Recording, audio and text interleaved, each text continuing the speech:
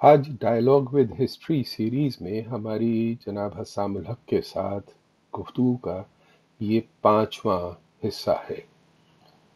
आज हम जिस मौजू पर गुफ्तगू करेंगे वो ये है कि 1970 और 71 के दौरान जब पाकिस्तान की तरक्की पसंद कारकुन पीपल्स पार्टी के साथ मिलकर एक सियासी तहरीक चला रहे थे, तो उन्हीं दिनों मशरक़ी पाकिस्तान में मुजीबुर रहमान की अवामी लीग ने बहुत मकबूलियत हासिल की थी, जिनकी 6 पॉइंट्स की मूवमेंट बिल आखिर इलेक्शन के बाद जब सियासी तातुल पैदा हुआ और याह्या खान के मिलिट्री रजीम ने उन इलेक्शंस के नताइज को मानने से इनकार कर दिया, तो वो 6 पॉइंट्स की तहरीक बतदरीज बांग्लादेश के बनने की तहरीक में बदल गई।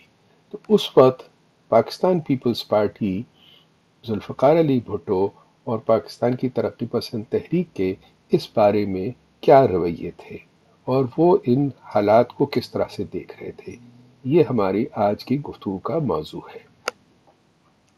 एक एक बात का तुमने जिक्र किया कि Bhutto was fond of presidential system. जी। ठीक है ना। मैं भी समझता हूँ कि ये बात सही है और इसके लिए एक एक एक वाक्य मतलब इसका प्रेसिडेंशियल सिस्टम से कोई ताल्लुक नहीं, हम्म। मगर वो ईस्ट पाकिस्तान से ही wanted to get rid of east Pakistan. ये तो खैर अच्छा। अयूब खान के जमाने से वो चल रहा था हम्म। कि भाई ईस्ट पाकिस्तान को हमें जो है ना खुदा हाफिज कह देना चाहिए, छोड़ देना। एक उस जमाने में डॉक्यूमेंट किसी ने लिखा था, ब्यूरोक्रेट नहीं। अब वो जी जी। उसका ब्यूरो अब वो कुदरतुल्लाह शहाब था या कौन था, मुझे नाम याद नहीं। नहीं वो नहीं, मैं डॉक्यूमेंट मैं उसके जानता हूँ नाम उसका बैकग्राउंड। है। मैं पूरा बैकग्राउंड जानता हूँ और मैंने जिन लोगों ने लिखा था उनसे मेरी बहुत दफा पर्सनल मीटिंग हुई। हाँ, अच्छा, उन्होंने जो है एक वो डॉक्यूमेंट जो है ना उस एक ब्यूरोक्रेट के नाम से मंसूब हुआ हुआ था। अब किसके नाम से हुआ हुआ था वो तुम्हें शायद याद हो। मैं जो बता रहा था ना कि उस वक्त भुट्टो ने मुझसे ये कहा कि भाई एक मीटिंग में, मेरा ख्याल है वो फ्लैशमैन की में ही थे, बैठे हुए थे, तो वो पर्टिकुलरली जो है ना ईस्ट पाकिस्तान के मामले पे जो है, ये 70s की शायद बात है। 70s की इलेक्शन अभी नहीं हुए थे, इलेक्शन कैंपेन ही चल रही थी।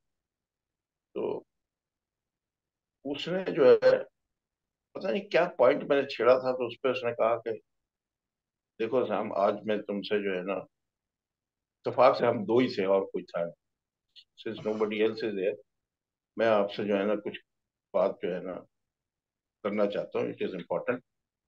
ईस्ट पाकिस्तान का ज्यादा जिक्र नहीं करो यहाँ अपने जलसों में, इसमें उसमें अवॉइड करो। मैंने कहा वजह, रीजन, कहने लगा east Pakistan is a liability. Liability का लफ्ज उसने इस्तेमाल। मैंने कहा कि मैं, मेरे लिए तो ये बड़ा शॉकिंग था। गया, मैंने उनसे कहा what are you saying, east Pakistan is a liability, do you want us to forget east Pakistan? Yes, we have very little choice but we have to. मैंने कहा it is not, it is difficult for me to go that way।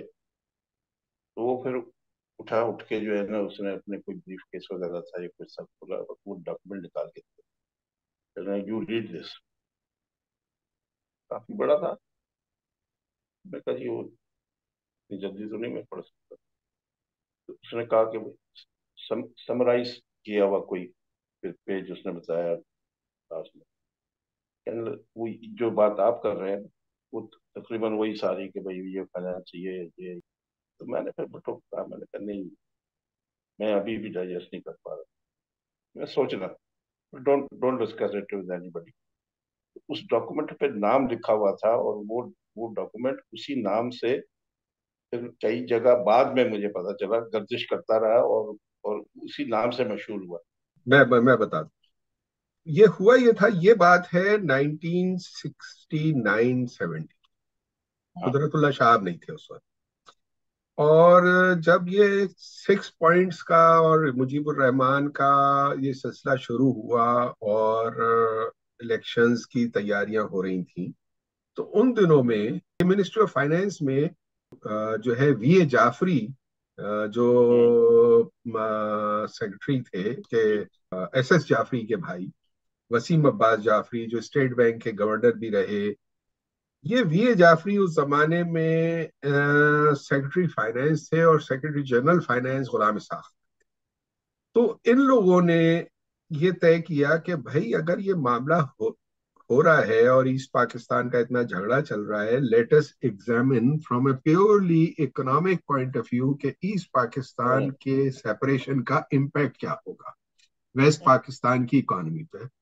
अगर ये अलग हो जाता है तो क्या हमें फायदा है, क्या नुकसान है, इसके क्या प्रोज एंड कॉन्स हैं, इसको वो किया जाए। तो VA जाफरी ने एक कमेटी बनाई थी। उस कमेटी का जो हेड था वो उस वक्त जफर इकबाल थे। ये वो जफर इकबाल हैं जो NDFC के चेयरमैन बने थे। ये सेक्रेटरी प्रोडक्शन भी थे और हार्वर्ड से पढ़े हुए थे। जफर इकबाल हमारे बैंक में प्रेसिडेंट बन गया। इनसे मेरी बहुत अच्छी इक्वेशन बन गई। एक दिन मैं उनके साथ बैठा था और अच्छी खासी जब उनसे गपशप हो गई तो मैंने उनसे सवाल पूछा। मैंने कहा सर, एक जमाने में मैंने सुना है कि ये एक्सरसाइज हुई थी मिनिस्ट्री ऑफ फाइनेंस में। कहने लगे हाँ भाई हुई थी, हमने ही की थी। और VA जाफरी ने हमसे कहा था कि गुलाम इसहाक खान साहब के लिए ये एक स्टडी करो। तो हमने कोई 3-4 लोग थे, उन्होंने एक कॉन्फिडेंशियल एक्सरसाइज की थी कि ईस्ट पाकिस्तान का पूरा हमने रेवेन्यू, एक्सपेंडिचर, हर हर चीज डिस्ट्रिक्ट वाइज सारी हमने कंपाइल की। और फिर हमने देखा कि हमारा क्या खर्च है, क्या इसमें आ रहा है, और अगर ये सब कट जाए तो क्या हो, हम पे क्या इम्पैक्ट आएगा, और अगर ये इसके लिए हम तैयारी में क्या करें। तो कहने लगे Kamran, you will be surprised कि हमारे फाइंडिंग्स ये थी कि ईस्ट पाकिस्तान चला जाए तो हमारा फायदा। बिल्कुल। कहने लगे ये तो सब सियासी बकवास हो रही थी कि लूट लिया, कर लिया, ये कर लिया। कहने लगे ठीक है ये सब कुछ था, लेकिन 1970 में हमारा नेट लॉस था ईस्ट पाकिस्तान। अच्छा, वो बाद में फिर मैंने उसको स्टडी किया इकोनॉमिक्स के हिसाब से कि क्या था। एक तरफ तो हम ये सुनते हैं कि यार इस्लामाबाद, वो मुजीबुर रहमान का बड़ा मशहूर जुमला है कि वो इस्लामाबाद जब आया तो उसने कहा मुझे यहाँ की सड़कों से पटसन की खुशबू आ रही है, और हम लूट लिया, बर्बाद कर दिया। और आज तक भी बांग्लादेश के ऊपर, बंगाल के ऊपर सारे तरक्की पसंद जो हैं वो ढोल बजाते रहते हैं कि पाकिस्तान ने लूट लिया, लूट लिया। तो मैंने फिर इसको स्टडी किया, इवेल्युएट किया कि यार ये जो बात कह रहे हैं क्या ये बात सही है। और यकीन मानो मेरी अपनी इंडिपेंडेंट स्टडी ये है कि उनका रिजल्ट सही था, और उसकी रीजंस हैं। मैं ये नहीं कह रहा कि ईस्ट पाकिस्तान को एक्सप्लॉइट नहीं किया गया, बिल्कुल एक्सप्लॉइटेशन थी 1950s 60s, बट 60s के बाद से चेंज आना शुरू हुआ था। अयूब खान को हम जितना भी अयूब खान को ता हाय हाय करें, लेकिन और उसका मेथड बहुत गलत था जो उसने किया, उस बहुत कंटेम्प्ट का वाला था, लेकिन उसने एक काम किया था। उसने ईस्ट पाकिस्तान और वेस्ट पाकिस्तान की जो इकोनॉमिक डिस्पैरिटी थी उसको खत्म करने की बहुत कोशिश की। और उसका ख्याल था कि मैं ये जब कर लूंगा तो इनकी जो असल ग्रीवांस है वो इकोनॉमिक है। अगर हम इकोनॉमिक सोल्यूशन कर देते हैं तो इनकी पॉलिटिक्स खत्म हो जाए। ये उसकी गलत फहमी थी। कोई भी कौमें जो है वो ना सिर्फ इकोनॉमिक्स चाहती हैं, वो अपनी इज्जत चाहती हैं। वो दो रोटी छोड़ सकती हैं लेकिन इज्जत चाहती हैं। वो आजादी अगर चाह रही हैं तो अपनी उस इज्जत के लिए चाह रही हैं, अपनी पार्टिसिपेशन के लिए चाह रही हैं। आप उनको सोने का नेवाला भी दें, अगर आप पार्टिसिपेशन नहीं दे रहे तो वो लड़ जाएंगी आपसे। सारा और बंगाली बंगाली सुनने इस को वजह तैयार, से सारा है, बंगाली सुनने को तैयार नहीं है। शाला सारा बंगाली बंगाली। सुनने को तैयार नहीं है। वो चाहता है कि फैसला मैं करूं, मैं बैठूं इसमें। वो उस डिसीजन मेकिंग प्रोसेस में नहीं है। आप उसको सोने का नेवाला दे। बहुत कम तरक्की पसंद इस बात को एडमिट करते हैं कि एक वक्त था कि नेट इन्वेस्टमेंट वेस्ट पाकिस्तान में कम हुई, ईस्ट पाकिस्तान में ज्यादा। ठीक है। डेवलपमेंट फंडिंग जो है वे ईस्ट पाकिस्तान में ज्यादा हो रही थी, लेकिन बंगाली खुश नहीं थे। उनकी सेंस ऑफ पार्टिसिपेशन नहीं थी। हम्म, खैर वो अयूब खान की पॉलिटिकल मिस्टेक थी क्योंकि वो पॉलिटिशियन नहीं था। नहीं। Coming back to that study, उन्होंने वो स्टडी की और याह्या खान आ चुका था। वो स्टडी वीए जाफरी को, जफर इकबाल कहते हैं कि मैंने वो कॉन्फिडेंशियल स्टडी बना के पूरे उसके रिजल्ट्स कंपाइल करके और वीए जाफरी को जाके दी, और उन्होंने कहा, उनसे कहा कि सर अगर ईस्ट पाकिस्तान अलग होता है तो हो जाए, हमें इकोनॉमिकली कोई फर्क नहीं पड़ेगा, बल्कि हम बेनिफिट, पॉलिटिकली आप लोग देखें जो भी है। तो वो उन्होंने वीए जाफरी ने लिया कि मैं गुलाम इसहाक खान को दूंगा, और गुलाम इसहाक खान जो है वो याह्या खान के बहुत क्लोज थे। मतलब याह्या खान की मार्शल लॉ और अय्यूब खान की मार्शल लॉ में वो बहुत फंडामेंटल डिफरेंस था स्ट्रक्चर में। अय्यूब खान का मार्शल लॉ जो भी हम कहें, लेकिन अय्यूब खान का मार्शल लॉ को एक्चुअली जीएचक्यू नहीं चलाता था, सिविलियंस चलाते थे या सिविलियन एडवाइजर्स चलाते थे। उसके जो कितनी भी की पोस्ट थी डिसीजन मेकिंग की, उनमें सब में सिविलियन थे। जीएचक्यू को अय्यूब खान ने एक वाइज काम किया था, उसने जीएचक्यू और सिविलियन गवर्नमेंट को सेपरेट किया था। शुरू के 1-1.5 साल के बाद, 1 आध साल तक जनरल बर्की और ये और वो गेम शेख और ये सब लोग शामिल थे, लेकिन उसके बाद फिर माशाल्लाह काउंसिल खत्म हो गई थी, और खास तौर पे 1962 के कॉन्स्टिट्यूशन की अप्रूवल के बाद सिविलियन गवर्नमेंट के हाथ में, डिसीजन फाइनल अय्यूब खान के हाथ में था। वो डिक्टेटर था, लेकिन उसके सारे एडवाइजर्स पॉलिटिशियंस थे, जिनमें अय्यूब मेन सबसे बड़ा एडवाइजर जो है वो खुद भुट्टो साहब थे। उनकी पॉलिटिकल एडमिनिस्ट्रेशन नवाब कालाबाग संभालते थे, कुदरतुल्लाह शहाब थे, जितने भी ब्यूरोक्रेट्स थे, ये 4-5 बहुत पावरफुल ब्यूरोक्रेट्स थे जो कि अय्यूब खान की एडमिनिस्ट्रेशन को चलाते थे। ये सारे सिविलियन लोग। याह्या खान ने आके बहुत कॉन्शियसली ये डिसीजन लिया था कि ये अय्यूब खान के खिलाफ मूवमेंट में फौज के खिलाफ जो जूते पड़े हैं और जनरलों को सड़कों पे बेइज्जत किया गया है, वो इन सिविलियंस की वजह से हुआ है, और अब इस दफा हम खुद चलाएंगे। तो डिफरेंस ये था कि याह्या खान की पूरी मार्शल लॉ एडमिनिस्ट्रेशन फौजियों के हाथ में थी, सिविलियंस को सबको और उसने फारिग कर दिया। सिविलियंस में सिर्फ 2 लोग थे जो कि याह्या खान के ऑफिस में एंटर कर सकते थे, और उन्हें भी जनरल पीरजादा के थ्रू जाना पड़ता था। वो पहले जनरल पीरजादा के पास जाते थे, पीरजादा अलाउ करता था तो वो याह्या खान के कमरे में एंटर होते थे, वरना नहीं होते थे। और वो 2 लोग थे, उनमें से बल्कि 3 लोग कह लें। 2 फाइनेंस के लोग थे, गुलाम इसहाक खान जो सेक्रेटरी जनरल बन गए थे, और दूसरे थे एम अहमद जो इकोनॉमिक एडवाइजर थे, और तीसरे जो थे वो सुल्तान मोहम्मद खान थे जो कि सेक्रेटरी फॉरेन अफेयर्स। इन 3 लोगों को याह्या खान के कमरे में जाने की इजाजत थी। गुलाम इसहाक खान ने याह्या खान को प्रेजेंट किया था, और याह्या खान ने लेके रख लिया। और एक्चुअली मैं बताऊं, पाकिस्तान की इस्टेब्लिशमेंट जिसको हम कहते हैं, जिसमें सिविल और सारे लोग शामिल हैं, और अमेरिकन ने भी बहुत क्लियरली याह्या खान को कहा था कि लेट ईस्ट पाकिस्तान को, और एक तरह का इन प्रिंसिपल डिसीजन हो चुका था। एक्चुअली याह्या खान या पाकिस्तान की फौज का ख्याल ये था कि ठीक है, ये अंडरस्टैंडेबल मान लेते हैं, लेकिन हम एक कोशिश कर लेते हैं, हम ताकत से दबा लें, अगर हम मैनेज कर लें तो कर लें, जाने तो चले जाएंगे। तो उसमें ये जो बाद में जो कुछ हुआ वो बॉचअप हो गया, और बहुत खराब बदमजगी हो गई।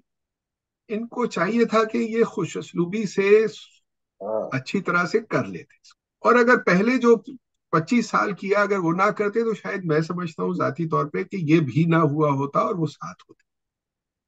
मेरा आज भी ख्याल ये कि इस पाकिस्तान की मेजॉरिटी पॉपुलेशन आखिर वक्त तक अलग नहीं होना चाहती थी।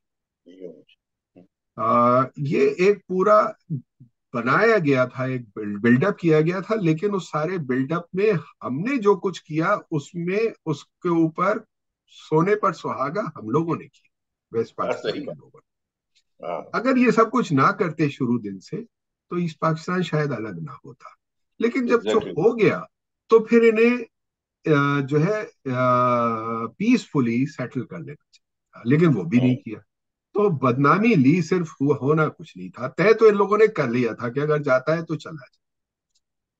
दूसरी चीज जो इस बात की तस्दीक और हुई एक दफा, मैं फिर ये तो इस्लामाबाद की बात है जो मैं बात कर रहा हूँ जफर इकबाल के साथ, वो 92 93 की बात।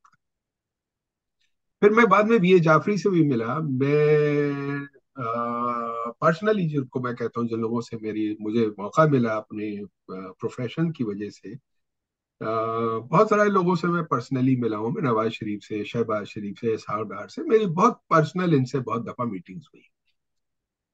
फिर मैं जनरल साहबजादा याकूब से भी, वीए जाफरी से भी।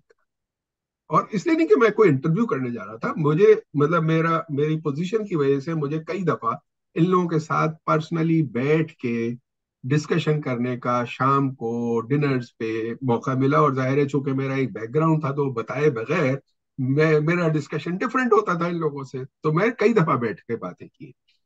तो एक दफा, ये तो खैर 93 94 की बात है, फिर मैं कराची वापस आ गया था और मैं यहाँ कराची का रीजनल हेड था इन्वेस्टमेंट बैंकिंग का।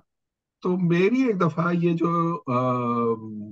लंच पे कभी कभी मुझे बुला लेते थे रजाक टब्बा, ये टब्बा ग्रुप का जो, लकी ग्रुप का जो हेड थे, तो उनका तो खैर अब इंतकाल हो गया। उनका बेटा है अब मोहम्मद अली टब्बा। तो रजाक टब्बा से मेरी अच्छी खासी वो बन गई थी। तो कभी कभी वो फोन करते थे, कहते थे कामरान आजा आजा, खाना खाएंगे, खाना खाएंगे। तो उनका घर से खाना आता था उनके ऑफिस में, कभी वो बाहर रेस्टोरेंट में नहीं जाते। तो मैं, एक दिन उनका फोन आया कि लंच करते, लंच करते। मैंने कहा ठीक है सेठ, आ जाऊंगा। अच्छा। तो मैं गया रजा तब्बा के ऑफिस में, बंदर रोड पे उनका पुरानी क्लॉथ मार्केट में पुराना सा ऑफिस था। तो वहां गया तो उस दिन कोई 6 7 लोग बैठे थे, और एक आध को मैं पहचानता था। अब कुछ को मैं नहीं जानता था, मैं कभी नहीं मिला था। लेकिन खैर रजा तब्बा के ऑफिस में थे तो मुझे ये मालूम था कि कोई बहुत पहुंचे हुए लोग होंगे, कोई सीनियर लोग होंगे इनके ऑफिस में, इस तरह से तो कोई आता नहीं है। अ, तो खैर खाना वाना शुरू हुआ, उनके घर का ही खाना था, घर से आया हुआ था। मेरे बराबर में एक साहब बैठे थे और वो काफी बातचीत कर रहे थे, और मुझे बहुत नॉलेजेबल लगा वो आदमी, बड़ी उम्र का आदमी, मैं नहीं जानता था। तो उन्होंने, रजा टब्बा ने तो मेरा बता दिया था, कामरान ने उनका, उन्होंने कुछ नहीं बताया। तो बातचीत करने के बाद मुझे अंदाजा हुआ कि यार ये आदमी कुछ, कोई बहुत ही सीनियर आदमी है कौन। तो मैंने थोड़ी देर में, टब्बा साहब सामने बैठे थे, रजा टब्बा, मैंने कहा सर वो आपने तारुफ नहीं कराया। मैं क्या लगा, अरे अरे ये तुम नहीं जानते। मैंने कहा सॉरी, मेरी मुलाकात कभी नहीं है। कहने लगा भाई एमएच हबीब है, हबीब बैंक के मालिक, ओरिजिनल मालिक जिन्होंने हबीब बैंक बनाया था। तो वो, ये बात खैर अब तो उनका पता नहीं इंतकाल हो गया है, मतलब जो जो एमएच हबीब थे जिन्होंने के हबीब बैंक बनाने वालों में, वो वो जनीवा से, स्विट्जरलैंड से आए थे। वो उस वक्त हबीब बैंक एजी ज्यूरिख के पेपर वहीं रहते थे। वहां आए हुए थे तो रजा टब्बा के पास आ गए। मैंने कहा अरे यार मुझे तो पता नहीं था मैं किसके साथ बैठा हुआ बराबर में। अच्छा, वो मुझे सवाल इसलिए आया कि उन्होंने किस्सा शुरू हो गया था 1971 का। तो वो कहने लगे, फिर वो मुझसे ही बात कर रहे थे, तो कहने लगे ये बात ये है कि हमें तो मालूम था कि ईस्ट पाकिस्तान अलग हो जाएगा। मैंने कहा अच्छा, आपको कैसे मालूम था। अच्छा, मुझे वो जफर इकबाल का सारा किस्सा याद था। कहने लगे भाई हमें तो गवर्नर स्टेट बैंक, मेरे ख्याल है शाकिर अल्लाह दुरानी थे या ये जाफरी बन गए थे, मुझे अब याद नहीं उस वक्त कौन थे। कहने लगे हमें स्टेट बैंक के गवर्नर ने एक दफा सारे बैंकों के प्रेसिडेंट को एक कॉन्फिडेंशियल मीटिंग के लिए इनवाइट किया। और कहने लगे मैं हबीब बैंक की तरफ से गया, उस वक्त हबीब बैंक जाहिर है नेशनलाइज नहीं हुआ हुआ था।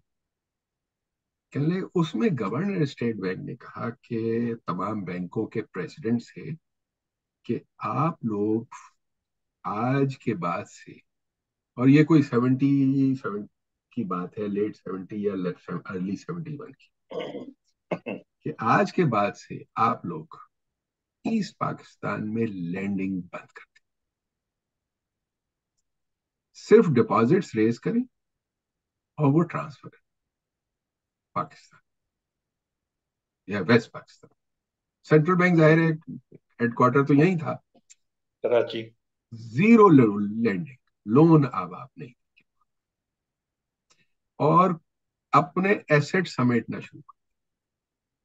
तो कहने लगे उन्होंने हमें ये तो नहीं कहा कि ईस्ट पाकिस्तान अलग हो जाएगा, लेकिन हम उनका मैसेज समझ गए और कहने लगे भाई मैं आपको बता रहा हूं, हबीब बैंक का जीरो नुकसान, हमने तो सब समेट लिया था। अच्छा। तो ये आप जो बात करें, ये भुट्टो के पास जो था, ये पूरी एक वो तय हो गया था, और इन्होंने, ये तो बाद में सिर्फ पख चल रही थी बस कि एक दफा जोर लगा के देखते हैं, होता है नहीं। हाँ, नहीं नहीं, वही हुआ तो खैर इस पे जो है वो भुट्टो को फिर मैं वो लेके, भुट्टो ने कहा मैं इतने और लोग जो आए हुए हैं उनको मिलता हूँ, तो यू गो इनसाइड बेडरूम में, वहां बैठ जाओ, पढ़ो इसको। तो जितना मैं उसको पढ़ सकता था, और जो कंक्लूजन उसका लिखा हुआ था, वो सारी चीजें उसमें एक पॉलिटिकली भी अटैच था। तो मेरा असेसमेंट उस वक्त सही या गलत था, ये तो एक था। मेरा असेसमेंट ये था कि भुट्टो तो इस वजह से चाह रहा है कि भुट्टो मुजीब के रहते हुए पावर में नहीं आ सकता। ये बात सही थी, ये बात भी सही है, क्योंकि दोनों बातें साइमल्टेनियसली सही। साइमल्टेनियसली चाहता। अच्छा। भुट्टो को पता तो था कि अगर अगर मुजीबुर रहमान होगा और ईस्ट पाकिस्तान होगा, तो भुट्टो तो सेकेंडरी रोल है, और उसको सेकेंडरी रोल भी क्यों देगा वो। हाँ, वो नहीं देगा वो तो। हालांकि हालांकि याया खान इस कोशिश में था कि मुजीबुर रहमान प्राइम मिनिस्टर बन जाए, भुट्टो डिप्टी प्राइम मिनिस्टर बन जाए, कोई मामला बीच का बन जाए, और हम्म। वो वाकई चाहता था कि इस पाकिस्तान अलग ना हो। हाँ, तो क्योंकि यही खान प्रेसिडेंट रहे। इसके जो यूएस गवर्नमेंट के जो पेपर्स अब डिक्लासिफाई हुए हैं, उसमें उन्होंने पूरे के पूरे कम्युनिकेशंस हैं निक्सन और किसिंजर की, याया खान के साथ डिस्कशंस की, इंदिरा गांधी जब आई है वहां पर ईस्ट पाकिस्तान की जंग शुरू होने से पहले, रशियंस की, तो उनके कॉन्फिडेंशियल मेमोज हैं, उन्होंने डिक्लासिफाई कर दिए अब सारे, उसमें उनके हम्म। डिस्कशंस हैं याया खान के साथ। किसिंजर की रिपोर्ट्स हैं जिसमें वो याया खान से कहते हैं कि भाई आप लेट इट गो, और याया हम्म। खान कहता है कि हाँ ठीक है मैं करूंगा, लेकिन ये कि हम देख रहे हैं कि हम इस तरह से करें, और ये नहीं करने देंगे हम जिस तरह इंदिरा गांधी कर रही है, और आप हमारा साथ दें। और याया खान, वो किसिंजर और निक्सन याया खान के साथ थे, वो उसका मशहूर जुमला है निक्सन का, जिसपे बड़ा इंडिया में शोर मचा था, जिसपे वो उसने, वो रिकॉर्ड पर है, आज भी डॉक्यूमेंट्स के रिकॉर्ड पे है, उसने कहा दैट बिच, वो इंदिरा गांधी को, जिसपे जब डिक्लासिफाई हुआ इंडिया में बड़ा शोर मचा कि ये कोई तरीका हाँ। है, ये अमेरिकन प्रेसिडेंट इंदिरा गांधी को बिच कहता है। और हम्म। वो एक दफा नहीं, कई दफा डिस्कशन में वो यूजुअली निक्सन उसे बिच कहता था, और किसिंजर भी कहता था कि ये जो है ना, इंडियंस जो है वो रशियंस के साथ मिलके गेम खेल रहे हैं, और वो हम्म। चाहते ये थे, उनका उनका कंसर्न ये नहीं था कि इस पार, उनका कंसर्न ये था कि अगर याया खान ये पॉलिसी रखेगा, तो बांग्लादेश जब बनेगा तो ये इंडियंस के थ्रू रशियन उसमें चला जाएगा। अगर ये पीसफुली करें हमारे उसमें, तो बांग्लादेश हमारे कंट्रोल में होगा, तो हम्म। याहिया खान खराब कर देगा ये सिचुएशन। और हम्म। एक्चुअली यही हुआ कि टेम्पररी बांग्लादेश रशियन इन्फ्लुएंस में चला गया इंडिया की हम्म। वजह से, हम्म। और बड़ी मुश्किल से बाद में अमेरिकन ने उसको वापस लिया अपने उसमें। चीज और याद आई कि शेख मुजीब के हवाले से, कि शेख मुजीब जब यहाँ आया है ना, जब यहाँ आने से पहले जो है, वही वो मेरे वो पीपीआई के हवाले से ही जो है वो न्यूज चलाई थी कि भाई ये हम के स्टूडेंट्स एक्शन कमेटी जो वहां बनी हुई थी, तो जो उनका लीडर्स था ना, east Pakistan students action committee का, तुफैल नाम था उसका, तुफैल अहमद, या क्या, शेख मुजीब का राइट हैंड मैन था वो। तो वो उसने जो है ना इनविटेशन मुझे भिजवाया था कि जी हम पलटन मैदान में करेंगे, और हम जो है ना एक जॉइंट जो है स्ट्रगल का ऐलान करेंगे, ईस्ट पाकिस्तान का, और हम मिलजुल के सब सब कुछ करेंगे। हम्म, तो अभी तक तो ये हो रहा था कि हम यहाँ पे अपने तौर पे कर रहे थे, और हम्म, वो अपने तौर पे कर रहे थे, मगर हम्म, कर रहे थे, एक हम्म, दूसरे को कॉम्प्लीमेंट कर रहे थे। जी जी। तो ये उसकी तजवीज थी। अच्छा, वो अखबार में भी छपी, इनविटेशन सब कुछ हुआ। हम्म, बाद में जो है मुझे पार्टी की तरफ से जो है वो, भाई तुमको किसने कहा है ईस्ट पाकिस्तान जाना है?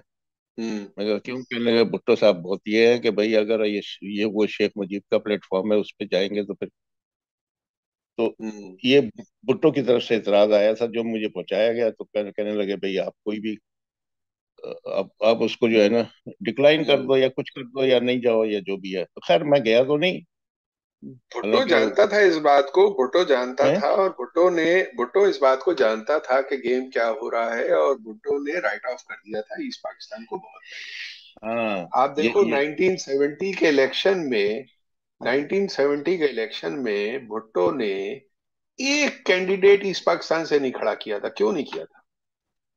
सही नॉट अ बात है। Single candidate. हाँ, नहीं नहीं, उसने आप, राइट ऑफ कर दिया था, ये तो उसने मेरे पहले सामने। ही अच्छा। राइट ऑफ कर दिया था। उसे मालूम था, उसने कहा था कि ईस्ट पाकिस्तान तो जाएगा, अगर मैंने इसको कंट्रोल कर लिया तो हम्म, मैं यहीं से कंट्रोल कर लूंगा। मुझे आर्मी को पकड़ना है किसी तरह से, हम्म, मुझे पावर चाहिए। हाँ, और अगर गया तो गया, मैं वेस्ट पाकिस्तान तो कंट्रोल हो ही जाएगा मेरे पास। तो उसका फोकस सिर्फ और सिर्फ वेस्ट वेस्ट पाकिस्तान था। पाकिस्तान था। अच्छा, अब इस और मुजीबुर रहमान ने भी हम्म, वेस्ट पाकिस्तान में वैसे टोकन के तौर पे 5 सीटें पे अपने लोग खड़े किए थे अवामी लीग ने। लेकिन वो उन उन कॉन्स्टिट्यूएंसीज में किए थे जहां बंगाली रहते थे कुछ। तो हम्म, उन्होंने एक इस्लामाबाद से खड़ा किया था, दो शायद कराची से किए थे, और कुछ लोग किए थे वो, लेकिन उनका भी फोकस वेस्ट पाकिस्तान नहीं था। तो एक्चुअली हम्म, दोनों तय कर चुके थे कि भाईजान, वो जो खबर सुर्खी लगी थी ना, तुम इधर तुम हम्म, उधर हम, हाँ, वो शाह साहब ने जो लगाई थी वो सुर्खी, वो बहुत पुरानी तय हुई हुई थी। हम्म, नहीं, अब इसमें मैं तुम्हें बताना चाह रहा था कि मेरी जो शेख मुजीब से मीटिंग हुई थी ना, जब अच्छा। ये डैक के डैक के लिए आया था, तो डैक के लिए जब आया था, इसके बाकी सराउंडिंग्स की बात हम बाद में कर लेंगे कि डैक की मीटिंग में जो है हम लोगों का क्या रोल रहा, कैसे रहा। तो हम्म, अब मगर शेख मुजीब का मैं पर्टिकुलरली इसलिए कहना चाह रहा हूँ कि ये भी रिकॉर्ड पे रहे, कि शेख मुजीब जब आया तो हम लोग खैर वहाँ एयरवेज, यूपीआ की यूनियन थी, हमें एयरपोर्ट हम्म, में उसको जहाज तक जाने में कोई डिफिकल्टी नहीं थी। नजर हुसैन ज्ञानी वहाँ का प्रेसिडेंट था। तो हम्म, जब भी हम जाते थे किसी को रिसीव करने के लिए, तो हम जहाज तक चले जाते थे। हम्म, जहाज तक गए तो जहाज पे जाके जो है फिर वो उसी पीपीआई वाले ने ही कहा था कि भाई शेख मुजीब को जाके आप मिल लेना, वो आपसे बात करना चाहते हैं। अच्छा। मैं मैं फिर खैर गया वहां, तो वो उसको उसको कहा ज्ञानी को कि यार शेख ऊपर मुजीब साहब से कहना कि भाई नीचे सामने खड़े हैं, तो आप नीचे आएंगे या अंदर बुला लूं उनको? हम्म, तो वो उसने जाके कहा, तो उसने कहा कि नहीं मैं नीचे आ रहा हूँ। नीचे आया, फिर मैं वो मुझे जो है ना साथ साथ ले लिया। लोग वहाँ खड़े थे।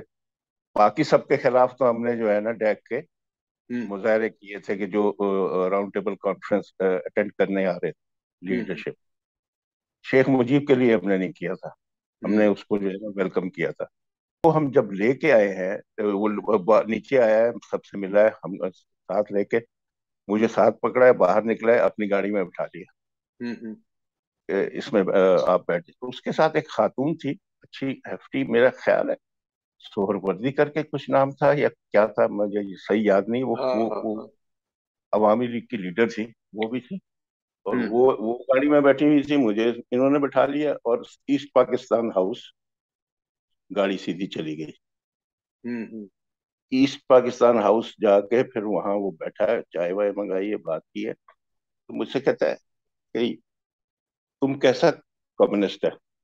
मैंने कहा कि कम्युनिस्ट की कितनी किस्में हैं, ये इसके ऊपर मैं शायद आप आप कोई रोशनी डालें। कह नहीं हम्म, नहीं नहीं, मैं इसलिए कह रहा हूँ कि तुम जो है तुम भुट्टो का साथ क्यों दे रहा है? हम्म, तुम लोगों को भुट्टो का साथ देना नहीं चाहिए, तुम लोगों को मेरा साथ देना चाहिए। हम्म, मैंने कहा कि भाई आप ये आप क्यों कह रहे हैं? कहने लगे हम्म, देखो, मेरे मेरे मेरे यहाँ जो है 1 बीघा जमीन से ज्यादा किसी के पास जमीन नहीं है। यहाँ पे जो है बड़ा बड़ा जागीरदार है जिसको पास हजारों एकड़ के हिसाब से जमीनें हैं। हम्म। तो मैं अगर आऊंगा यहाँ प्राइम मिनिस्टर बन के, तो मैं यहाँ की जागीरें, जागीर पे जागीर कह रहा था, जागीरें खत्म कर दूंगा। हम्म। तो तुमको मेरा साथ देना चाहिए। हम्म। मैंने कहा मगर देखिए आपका इंप्रेशन जो है, अपना इंप्रेशन चेंज करें, पर्सपेक्टिव चेंज करें। यहाँ वेस्ट पाकिस्तान में ये इंप्रेशन है, ये पर्सपेक्टिव है कि आप जो है ईस्ट पाकिस्तान को तोड़ना, अलग करना चाहते हैं और पाकिस्तान को तोड़ना चाहते हैं। हम्म। और दूसरा अगर तरह साजिश केस वगैरह की तरफ से आपको एक गद्दार के तौर पे जो है डाला हुआ है। तो हम्म। हम लोग तो अवाम में रहने वाले लोग हैं। अगर हम अवाम से कट जाएंगे तो फिर हमारी भी हैसियत कोई नहीं होगी, आप भी हमसे नहीं बात करेंगे। हम्म। तो हमारी तो मजबूरी है, हम तो हैं। आप अपना पर्सपेक्टिव जो है थोड़ा सा बेहतर कर दे तो यहाँ यहाँ के लोगों में एक्सेप्टेंस हो जाए आपकी। हम्म। तो मुझे वो कहता है कि वो मुल्क मैं नहीं तोड़ना चाहता, मैं कोई पागल हूँ। अगर हम्म। मैं पूरे पाकिस्तान का वजीर आजम बनूं तो मैं खाली खाली ईस्ट पाकिस्तान का क्यों बनूं? हम्म। तो मैं पूरे पाकिस्तान का क्यों ना बनूं? और हम्म। दूसरे ये कि मैं एक बात तुमको बता दूं कि ये जागीरदार जो है, ये अपनी जमीनें बचाने के लिए, जागीरें बचाने के लिए ये मुल्क को तोड़ेगा, मैं नहीं तोड़। हम्म। ये उसने जुमला कहा था। तो कहने लगा सोच लो, अभी भी वक्त है, हम्म। मेरे साथ आओ, मैं यहाँ जागीरदारी खत्म करूंगा और ये जो है यहाँ पे जो है वो सरमाया को फरोग दूंगा। ऐसा कुछ लफ्ज इस्तेमाल। हम्म।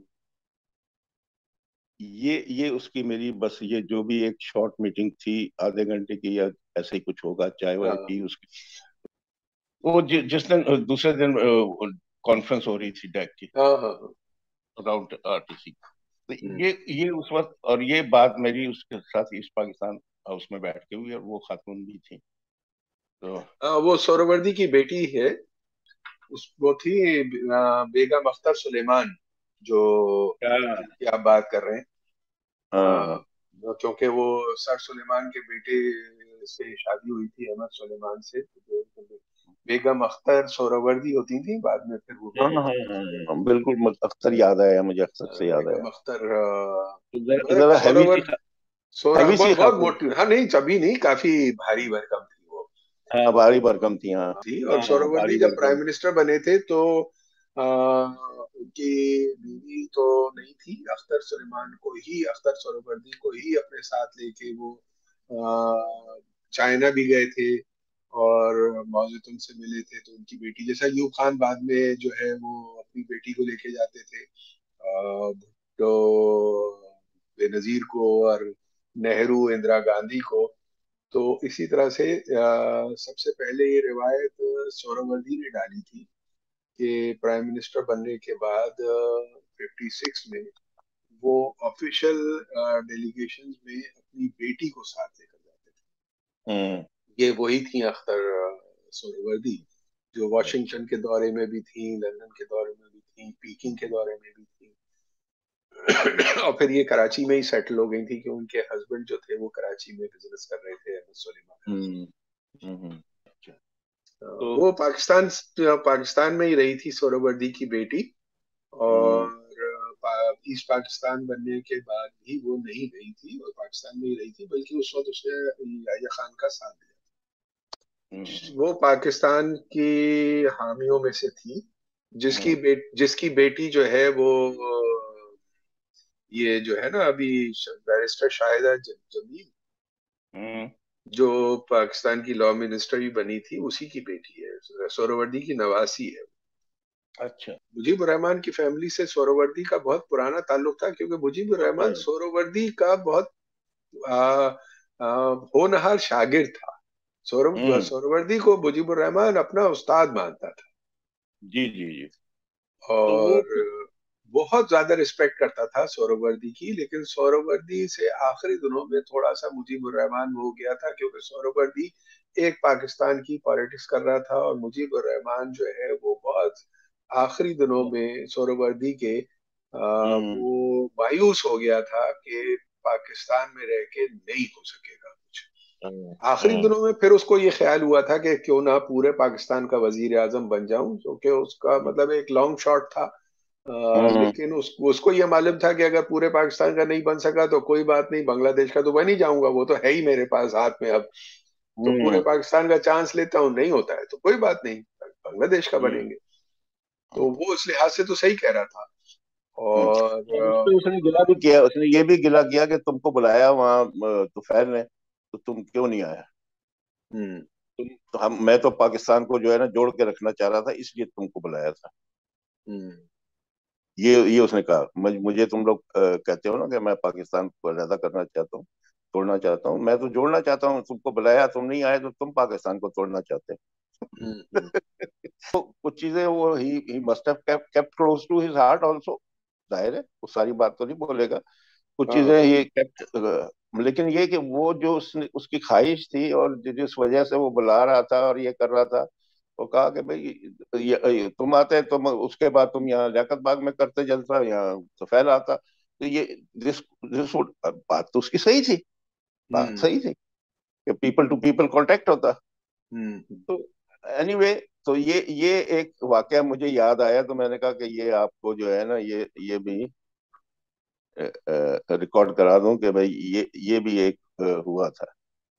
नहीं नहीं, और इम्पोर्टेंट आपकी बात है, मतलब उस वो बिल्कुल सही है ये बात कि वो वो उस वक्त ये हुआ होगा। तो बहरहाल ये बातें थी, ये बात जो भी हुई, फिर मैंने जो है अब बाद में तो खैर इसका इसका इसमें इसमें किसी हद तक तो सदाकत लगती थी कि नहीं नहीं, वो बिल्कुल चाहता सही। ये जो उसने कहा ना जुमला, ये बड़ा मानीखेज था कि ये अपनी जागीरें बचाने के लिए मुल्क तोड़ देंगे। हाँ हाँ हाँ, बिल्कुल ठीक है।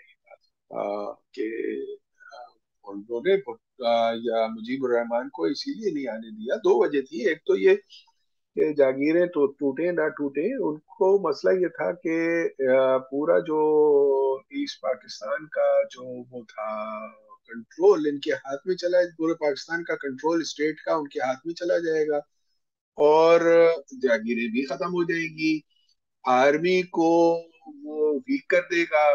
तो वेस्ट पाकिस्तान की जो रूलिंग एलीट का इंटरेस्ट था वो तो डायरेक्टली हिट हो रहा था, और भुट्टो पूरा का पूरा उनके साथ था। ये भुट्टो भी साथ एक था। बदकिस्मती है, भुट्टो पूरा उनके साथ था इस मामले में। हम्म। और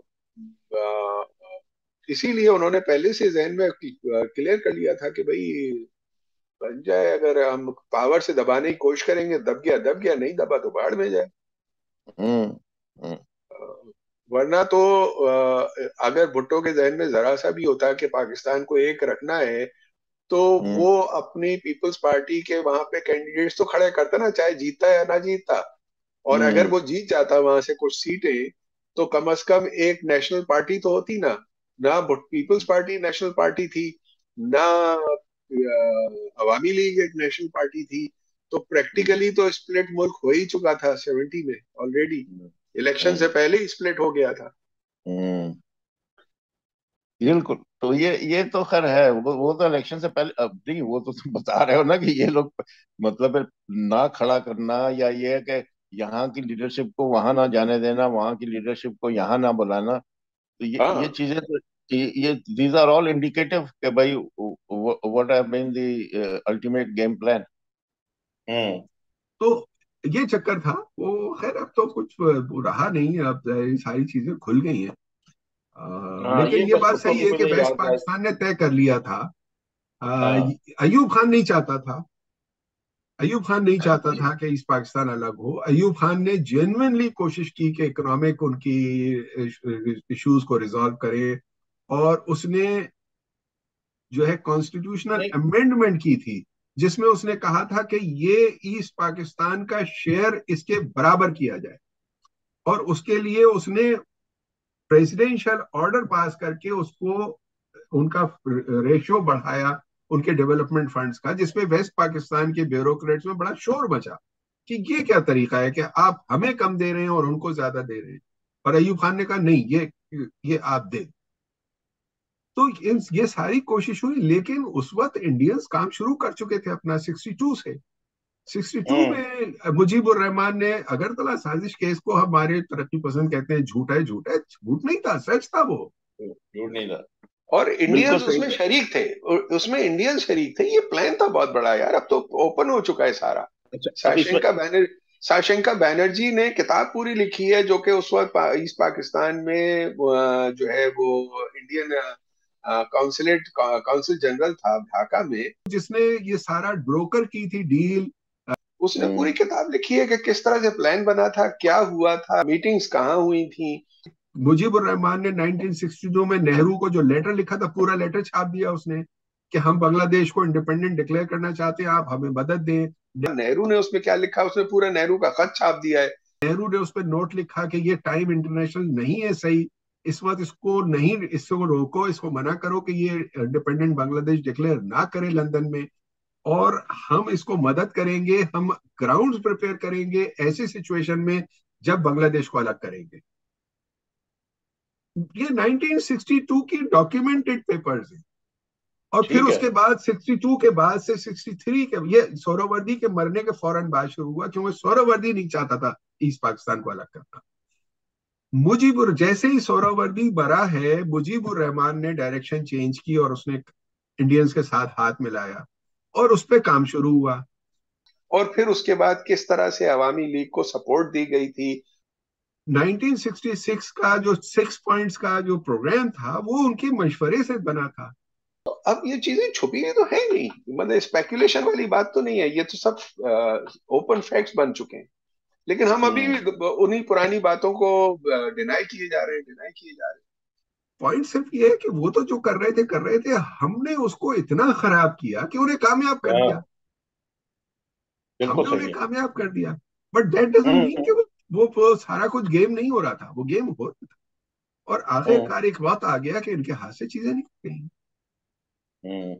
याहिया खान भी इसी चक्कर में थे, अयूब खान की तरह, कि मैं रोक लूंगा, मैं प्रेसिडेंट हो जाऊंगा, ये प्राइम मिनिस्टर हो हाँ, जाएगा, ये डिप्टी हाँ, प्राइम मिनिस्टर हो जाएगा, डिप्टी भाई प्राइम मिनिस्टर हो जाएगा। तो वो सब अपना गेम खेलने में उन्होंने ईस्ट पाकिस्तान में बहुत ज्यादती कर दी, और उसका नतीजा तो जाहिर है फिर यही होना था। कौन सी फौज उसको हाँ। रोक सकती थी? मतलब स्टूपिड बात है। आप इतनी दूर, एक 1500 किलोमीटर दूर, बगैर सप्लाईज के, आपको उन्होंने तो पहले ही रास्ता बंद करके आपको आइसोलेट कर दिया। उसके बाद तो वहां जो भी फौज होती है, जनरल मानेक शॉ ने कहा है, लिखा है, मतलब ये हम जो भी बातें करते हैं तरक्की पसंद वो अलग बात है। जनरल मानेक शॉ के यूट्यूब पे इंटरव्यूज हैं। जनरल जैकब का इंटरव्यू है, जो कि ईस्टर्न कमांड का हेड था। उन्होंने कहा यार, ईस्ट पाकिस्तान में Pakistan army, to be fair, they fought bravely, but उनकी जगह अमेरिकन आर्मी भी होती तो नहीं लड़ सकती थी। जो हालात थे उसमें पॉसिबल ही नहीं था कि पाकिस्तान आर्मी लड़ सकती। और एक स्ट्रेटेजिक ब्लंडर जनरल नियाजी ने किया, जिसकी वजह से इंडियन आर्मी को जो ख्याल था कि हम 20-25 दिन लेंगे, 9 दिन में उन्होंने जीत लिया। वो स्ट्रेटेजिक ब्लंडर ये किया जो उन्होंने ट्रैप किया था। जनरल जैकब ने पूरा उस पर लिखा है, और एक दूसरा जनरल है जो कि इस वहां पे था, अभी नाम याद नहीं आ रहा, उसकी किताब भी आई हुई है, पुरानी, काफी दिन हो गए। उसने लिखा था कि हमें ये मालूम था कि यहाँ पे जब हम एंटर करेंगे तो मुक्ति बाहिनी तो नहीं कर सकती, उनमें दम नहीं है कि वो ये कर सके, मुक्ति बाहिनी को तो पाकिस्तानी फौज उड़ा दे, तो हमें एक ना एक दिन एंटर करना पड़ेगा। जब हम एंटर करेंगे तो ईस्ट पाकिस्तान की टेरेन जो है, जिस तरह के वहां दरिया हैं, जंगल हैं, मार्शेस हैं, इनमें हमें बहुत देर तक गुरिल्ला वॉरफेयर लड़नी पड़ेगी इनके साथ। तो इनको जो है, और जब तक ढाका फॉल नहीं होगा तो हम जितना भी एरिया कैप्चर कर लें, ईस्ट पाकिस्तान पाकिस्तान ही कहलाएगा। तो ढाका किसी तरह से कैप्चर करने के लिए ईस्ट पाकिस्तान में पाकिस्तान आर्मी को स्प्रेड करने की कोशिश की जाए, और उसके लिए उन्होंने स्ट्रेटेजी बनाई कि ईस्ट पाकिस्तान चूंकि चारों तरफ से इंडिया उसके चार 3 साइड्स है, और एक साइड जो है वो बे ऑफ बंगाल है, खलीज बंगाल है, उसको नेवी से ब्लॉकेट कर दिया। 3 साइड पे उन्होंने कहा कि हर हर छोटे छोटे बॉर्डर टाउन पे फ्रंट ओपन करो। तो इनको डिफेंड करने अगर पाकिस्तान आर्मी आ गई अपने बॉर्डर्स को ढाका डिफेंड करने, तो हमें ढाका मिल जाए एंड स्ट्रेट हमें एक कॉलम लेकर आएंगे जो स्ट्रेट ढाका को हिट करेगा आके, और पाकिस्तान आर्मी फैल चुकी होगी, वो वहां पे जीते हारे हमारी बला से हम ढाका ले लें। क्योंकि अगर ये ढाका में इन्होंने अपने आप को फोर्टिफाई कर लिया और किला बंद हो गए, तो हमें बड़ी देर तक लड़ना पड़े। और एग्जैक्टली वही हुआ, जैसे ही उन्होंने फ्रंट ओपन किए, जनरल नियाजी ने अपने आर्मी को स्प्रेड कर, वहां भेज दिया। और जैसे और ढाका तो पहुंच गई थी पाकिस्तान और इंडियन आर्मी, जब उन्होंने पैराट्रूप भेजे और एक जो है रिवर क्रॉस किया, मेघना रिवर, एक डिवीजन ने जब क्रॉस किया तो उनको पता ही नहीं था कि इंडियन आर्मी ढाका आ चुकी है। हम्म, और उसके बाद इन्होंने कॉल करना शुरू किया फौरी तौर पे कि आर्मी कमांडर्स को कि reach Dhaka, but game was over, हाँ, सरेंडर हो गए। लेकिन वो ये जनरल मानेकशॉ भी कहता है कि अगर ये नहीं भी होता तो दुनिया की, उसमें कहता है चैलेंज इट कि नो आर्मी ऑन हाँ, अर्थ कुड फाइट हाँ, ऐसे कोई वक्त में डिफेंड नहीं। जब पूरे लोग उसके खिलाफ खड़े हो गए हों, हम्म, और इंडियन आर्मी 12-15 फ्रंट की तरफ से आ रही हो, आपकी सप्लाईज ना हो, आपके पास एम्यूनेशन ना हो, आप कैसे लड़ोगे? और पीछे से सप्लाई लाइन ही नहीं है। सप्लाई लाइन ही नहीं है तो आर्मी कैसे लड़ेगी? तो हम्म, सरेंडर तो होना ही था, वो हो गया। और जब न्याजी कहता है, वो ये सही कहता है कि उसने याया खान को कहा कि अरे भाई बचाओ, उसने कहा भाई जान खुद निपटो, जो करना है करो। अच्छा, एक एक चीज अगर तुमको याद होगा कि अयूब खान की कन्वर्सेशन जो है किसी के साथ, पता नहीं, मुझे सही याद नहीं आ रहा है, नूरुल अमीन के साथ थी या किसी और के साथ थी, या तो किसी के साथ थी। तो अयूब खान ने जो है ना फ्लैटली कहा था कि भाई आप हमसे अलग हो गए।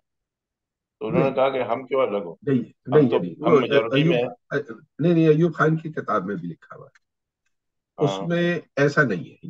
ये खामखा ट्विस्ट करते हैं। उसने, अयूब खान ने एक तकरीर की थी और उसकी किताब में भी है, उसमें उसने कहा था कि अगर आप लोग अलग होना चाहते हैं तो अलग हो जाएं, लेकिन ये आप लोगों के लिए अच्छा नहीं होगा।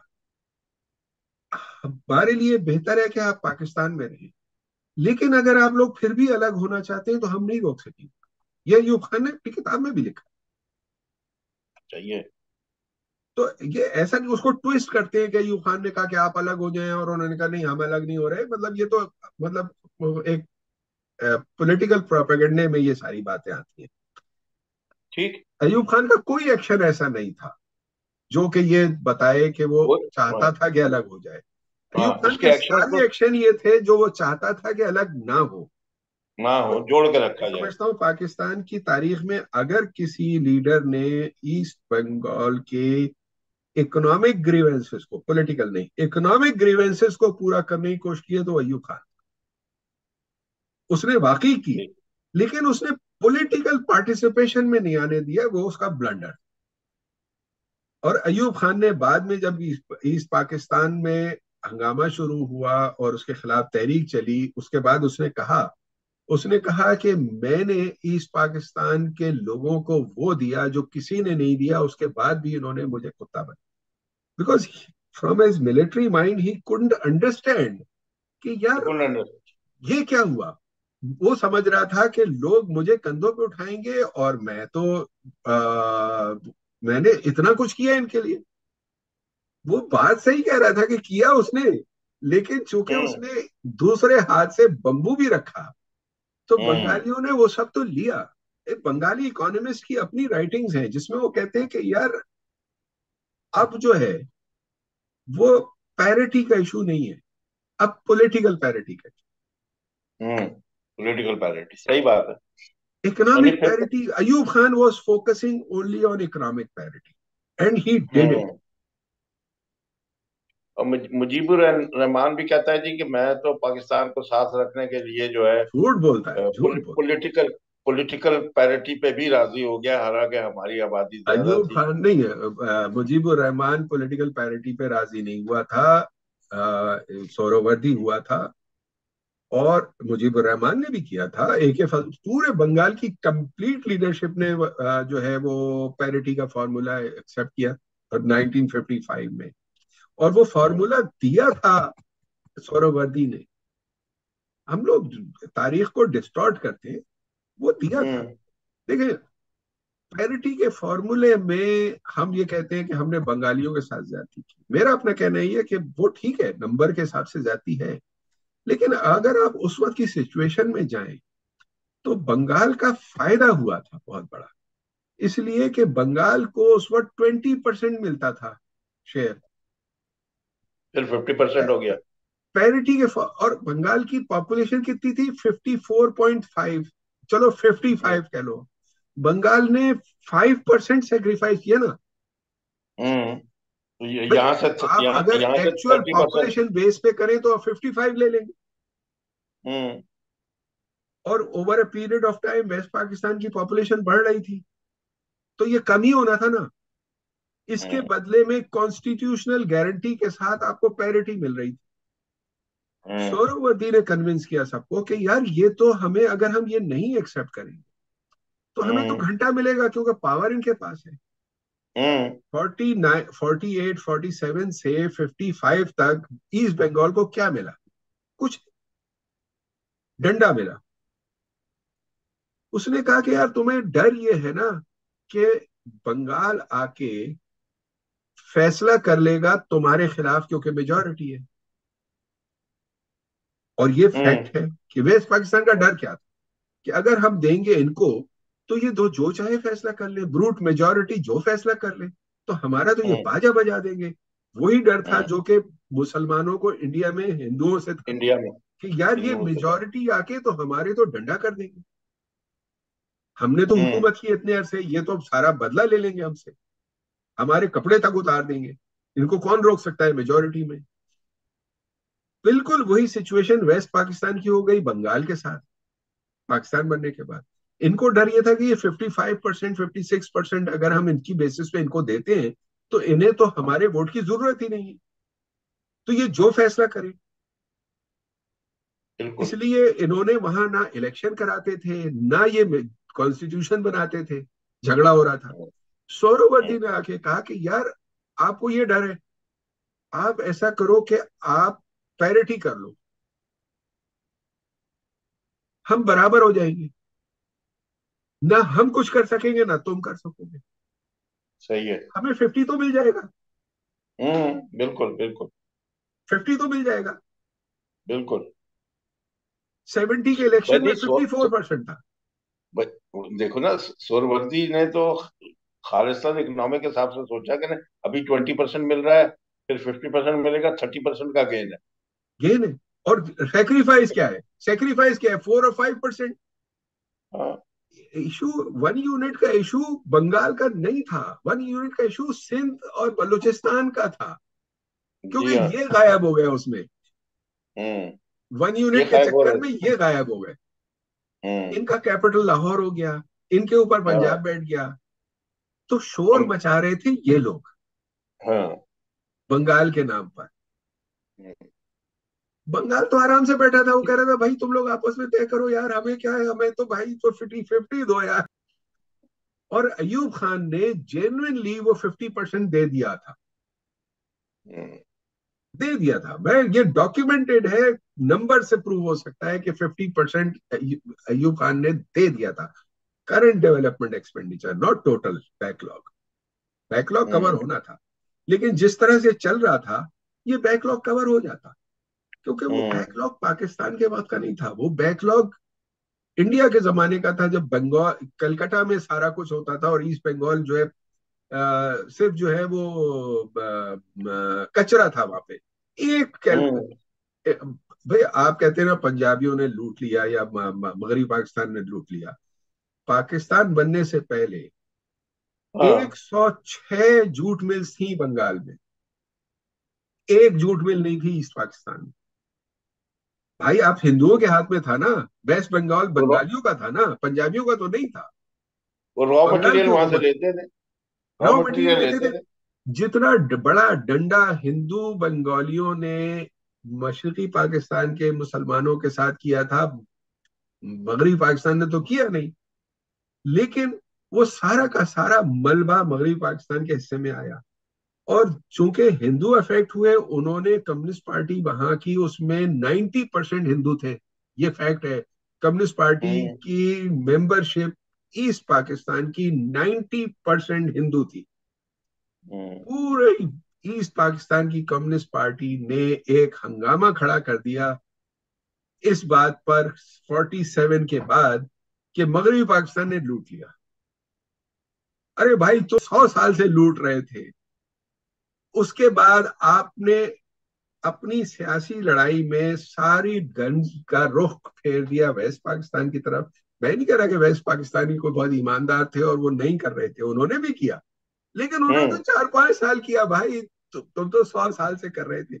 उसको हाँ इतना प्ले अप किया, इतना प्ले अप किया कि लोगों हाँ को यकीन हो गया कि जी मगरबी पाकिस्तान ने लूट लिया, वरना तो ईस्ट पाकिस्तान में जो है दौलत बह रही थी। भाई अगर हाँ दौलत बह रही थी और हाँ। पाकिस्तान लूट रहा था। हम्म। मेरा तो एक दफा बंगालियों से एक दफा डिस्कशन हुआ, मुक्ति वाहिनी का आदमी था। मैंने उससे कहा हम्म। कि यार, आप जो कह रहे हो कि वेस्ट पाकिस्तान लूट रहा था ईस्ट पाकिस्तान को, मान लिया, बिल्कुल सही है। में तो लूट बंद हो गई, हम्म। आप अमीर हो गए। मैंने कहा 25 साल आपको वर्ल्ड बैंक पैसे देता रहा सिर्फ इसलिए कि आपके पास खाने को पैसे नहीं थे। दुनिया कह रही थी कि ये बास्केट केस है, बांग्लादेश खत्म हो जाएगा। क्यों? आपकी तो दौलत लुटनी बंद हो गई थी ना। कहाँ गई वो दौलत जो मगरबी पाकिस्तान जा रही थी? आप लोगों को 50 साल लगे हैं अपने आप को पैरों पे खड़ा होने में, क्योंकि आपकी इतनी बुरी हालत थी 150 साल से। तो कैसे एक्सपेक्ट करते हैं कि पाकिस्तान 22 साल में आपको बराबर ले आता है यार? जो कुछ डेवलपमेंट हुई इस पाकिस्तान में, वो 1947 के बाद हुई। 47 से पहले की डेवलपमेंट आप ईस्ट पाकिस्तान में दिखा दो। जितनी डेवलपमेंट हुई, जातियां हुई, लेकिन जो भी डेवलपमेंट हुई थोड़ी बहुत हुई, 10% हुई। वो कब हुई? वो 47 के बाद हुई, बल्कि वो एक्चुअली 47 के बाद भी नहीं हुई। वो शुरू हुई 56-55 के बाद, जब ईस्ट पाकिस्तान में आपने रेलवे सेपरेट की, वापडा अलग बनाई, ब्रिजेस बनाए, सड़कें बनाई, कॉलेजेस बनाए, जूट मिल्स बनाए, पेपर मिल्स बनाए, पावर स्टेशन लगाए। ये पाकिस्तान के बाद में लगे। ऑल्टरनेट कैपिटल बनना शुरू हुआ। ढाका में एक बिल्डिंग नहीं थी। आप देखें 64-63 के डेवलपमेंट बजट उठा लें पाकिस्तान का ना, इकोनॉमिक सर्विस मौजूद है, छुपे हुए नहीं है। डेवलपमेंट एक्सपेंडिचर कितना ईस्ट पाकिस्तान पे हो रहा था। हाँ, पॉलिटिकल पावर नहीं थी उनके, उसका उसका प्राइस भरनी पड़ी पाकिस्तान को। हम्म। पॉलिटिकल शेयरिंग कर लेते पावर की, ईस्ट पाकिस्तान अलग नहीं होता। हाँ। वो नहीं की, अलग हो गए। आप फिर पीसफुली कर लेते यार, भाइयों की तरह कर हम्म। लेते। भाई भी तो अलग हो जाते हैं ना, एक घर से दो घर बना हाँ लेते हाँ। हैं, बीवियां आ हम्म। जाती हैं, लड़ाई हो जाती है, दो भाई अलग हो जाते हैं। अमन हम्म। सुकून से होते हैं, मारपीट से नहीं होते।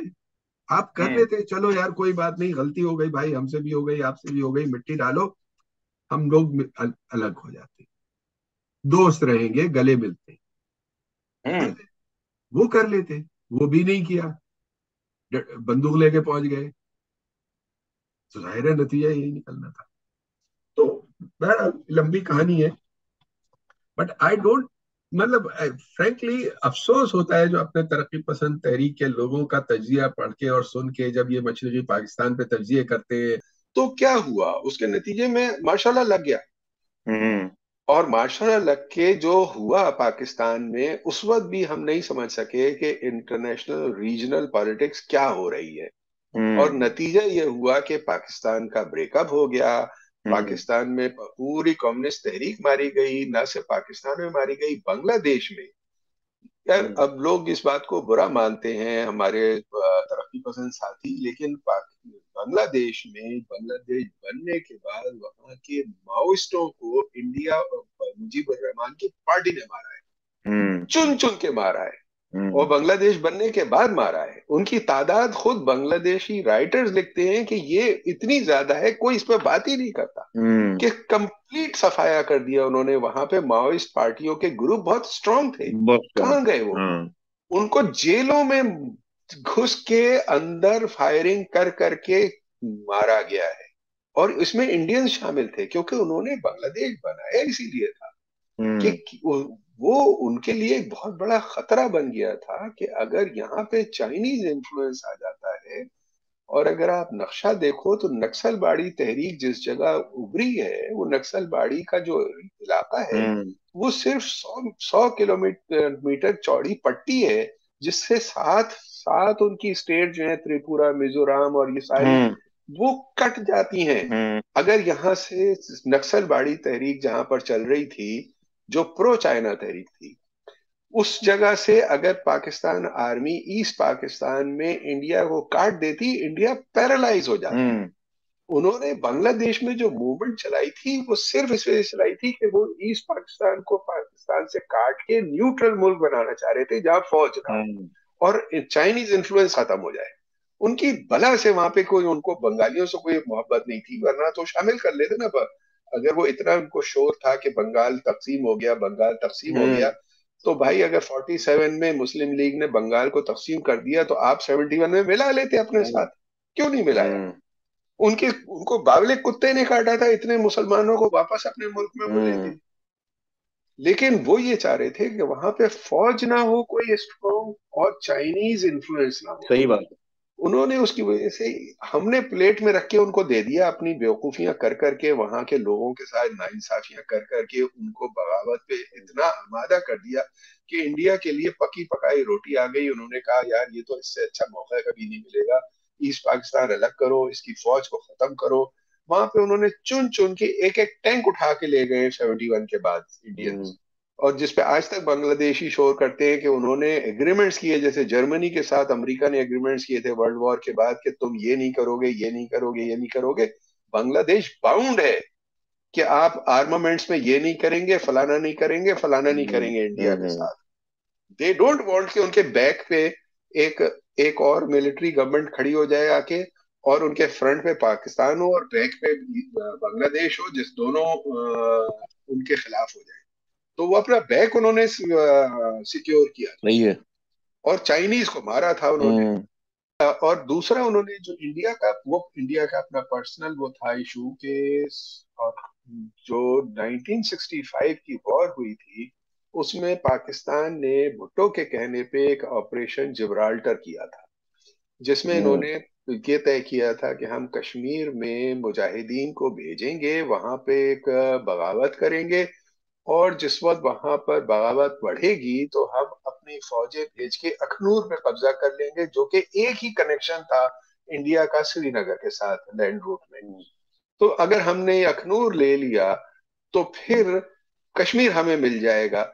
इसका भुट्टो की अपनी पूरी, उसने जो किताबें लिखी हैं उसमें बहुत तफसील से जो है वो खुद भुट्टो ने जिक्र किया है।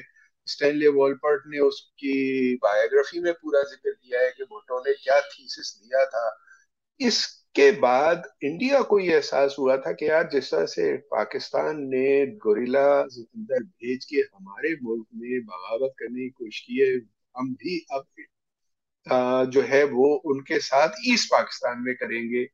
और ये प्लान बना था दिल्ली में, जिसके मुताबिक जो है, जो मुजीबुर रहमान 1963 से इस कोशिश में था कि इंडिया सपोर्ट करे एक इंडिपेंडेंट बांग्लादेश को, और नेहरू ने उस वक्त 63 में मना कर दिया था। लेकिन उस वक्त हम ये शायद चीजें समझ नहीं पाए थे कि गेम क्या हो रहा है, रीजनल पॉलिटिक्स क्या हो रही है, इंटरनेशनल पॉलिटिक्स क्या हो रही है, और डोमेस्टिक पॉलिटिक्स क्या है।